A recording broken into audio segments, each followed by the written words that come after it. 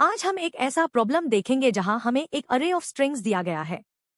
हमारा चैलेंज है उन सभी कैरेक्टर्स को ढूंढना जो हर एक स्ट्रिंग में कॉमन है, और वो भी उनके डुप्लीकेट काउंट्स के साथ। सोचिए, इसे सबसे एफिशिएंट तरीके से कैसे करेंगे। प्रॉब्लम है फाइंड कॉमन कैरेक्टर्स। हमें एक अरे ऑफ स्ट्रिंग्स मिलता है। हमें एक लिस्ट रिटर्न करनी है जिसमें वो सभी कैरेक्टर्स हों जो दिए गए सभी स्ट्रिंग्स में मौजूद हैं, और यदि कोई कैरेक्टर एक से ज्यादा बार मौजूद है तो उसे उतनी ही बार आउटपुट में शामिल करना है। उदाहरण के लिए, अगर ए सभी स्ट्रिंग्स में कम से कम 2 बार आता है तो आउटपुट में 2 ए होने चाहिए। एक नाइव अप्रोच यह हो सकता है कि हम पहले स्ट्रिंग के हर कैरेक्टर को लें और फिर चेक करें कि क्या वह बाकी सभी स्ट्रिंग्स में भी मौजूद है। अगर हाँ, तो उसे रिजल्ट में ऐड करें और उस कैरेक्टर को बाकी स्ट्रिंग्स से हटा दें ताकि डुप्लीकेट सही से हैंडल हो सकें।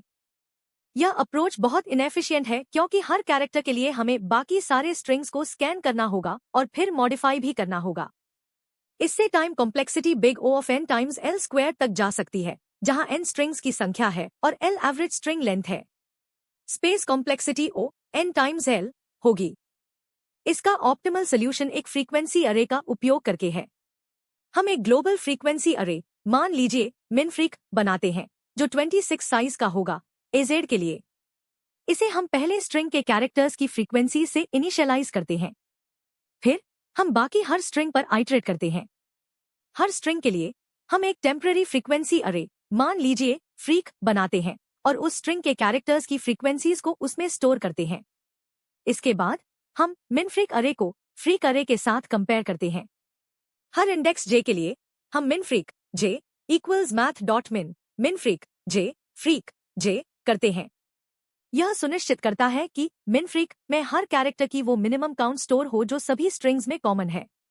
आखिर में हम मिनफ्रीक अरे को आइटरेट करते हैं और हर कैरेक्टर को उसकी फाइनल मिनिमम फ्रीक्वेंसी के अनुसार रिजल्ट लिस्ट में ऐड कर देते हैं। चलिए एग्जाम्पल बेला, लेबल, रोलर पर ट्रेस करते हैं। सबसे पहले हम मिनफ्रीक अरे को बेला के लिए इनिशियलाइज करते हैं। B1 E1 L2 A1, बाकी सब 0। अब दूसरे वर्ड लेबल के लिए फ्रीक अरे बनाते हैं L1 A1 B1 E1। अब मिनफ्रीक को फ्रीक के साथ अपडेट करते हैं। B के लिए मैथ डॉट मिन 1 1 इक्वल्स 1, E के लिए मैथ डॉट मिन 1 1 इक्वल्स 1, L के लिए मैथ डॉट मिन 2 1 इक्वल्स 1, A के लिए मैथ डॉट मिन 1 1 इक्वल्स 1। अब मिनफ्रीक में B1 E1 L1 A1 है। तीसरे वर्ड रोलर के लिए फ्रीक अरे बनाते हैं R2 O1 L2 E1। फिर मिनफ्रीक को अपडेट करते हैं।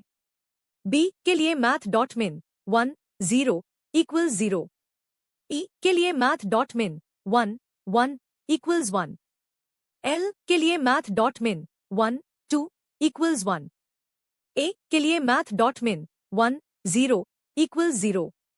अब मिनफ्रीक में E1 L1 है, बाकी सब 0। जब सभी स्ट्रिंग्स प्रोसेस हो जाते हैं तो मिनफ्रीक अरे में E की फ्रीक्वेंसी 1 और L की फ्रीक्वेंसी 2 होती है। इसलिए फाइनल रिजल्ट लिस्ट में E L L होगा। यह सही है क्योंकि E और 2 LS सभी इनपुट स्ट्रिंग्स में कॉमन है। आप इस पैटर्न को तब पहचानेंगे जब आपको एक कलेक्शन ऑफ स्ट्रिंग्स दिए गए हों और आपको उन कैरेक्टर्स को ढूंढना हो जो सभी स्ट्रिंग्स में कॉमन है, खासकर जब डुप्लीकेट्स को भी ट्रैक करना हो। दूसरा, जब कैरेक्टर्स केवल लोअर केस इंग्लिश लेटर्स हों तो फ्रीक्वेंसी अरे एक बहुत ही एफिशिएंट और स्पेस सेविंग तरीका बन जाता है, क्योंकि फिक्स्ड साइज 26 का अरे काफी छोटा होता है। इस ऑप्टिमल अप्रोच की time complexity O n times L है, जहां n स्ट्रिंग्स की संख्या है और L एवरेज स्ट्रिंग लेंथ है। Space complexity big O of 1 constant time है क्योंकि हम एक फिक्स्ड साइज 26 का अरे यूज कर रहे हैं। यह फ्रीक्वेंसी अरे अप्रोच ऐसे प्रॉब्लम्स के लिए बहुत पावरफुल है। अगला प्रॉब्लम ट्राई करें जिसमें इसी तरह के कैरेक्टर काउंटिंग की जरूरत हो। और हाँ, ऐसे ही और इनसाइट्स के लिए सब्सक्राइब करना न भूलें।